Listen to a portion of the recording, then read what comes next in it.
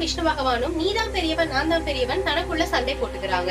அந்த நேரத்துல அவங்க முன்னாடி மிகப்பெரிய தீ பிழம்பாக சிவபெருமான் தோன்றுகிறார். அவங்களுக்கு ஒரு அசரீரி கேட்கிறது, இந்த தீ பிழம்பினுடைய ஆதியையும் அந்தத்தையோ யாரு கண்டுபிடிக்கிறாங்களோ அவங்கதான் பெரியவங்கன்னு சொல்லி. உடனே விஷ்ணு பகவான் வராகமூர்த்தி அவதாரம் எடுத்து கீழ் நோக்கி போறாரு, பிரம்மதேவர் அன்னபக்ஷ அவதாரம் எடுத்து மேல் நோக்கி போறாரு.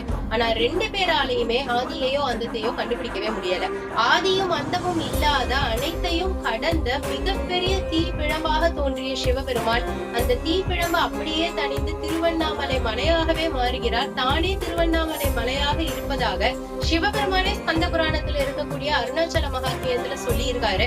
அந்த அளவுக்கு திருவண்ணாமலை மிக மிக மகிமை வாய்ந்தது. அந்த திருவண்ணாமலையில் தெரியக்கூடிய ஜோதியாக இன்று வரை சிவபெருமான் காட்சி கொடுத்துட்டு வந்துட்டு இருக்காரு. கார்த்திகை மாதத்துல வரக்கூடிய கிருத்திகை நட்சத்திரமும் பௌர்ணமியும் சேர்ந்து வரக்கூடிய நாளில் திருவண்ணாமலையில் ஜோதியை ஏற்ற வேண்டும்.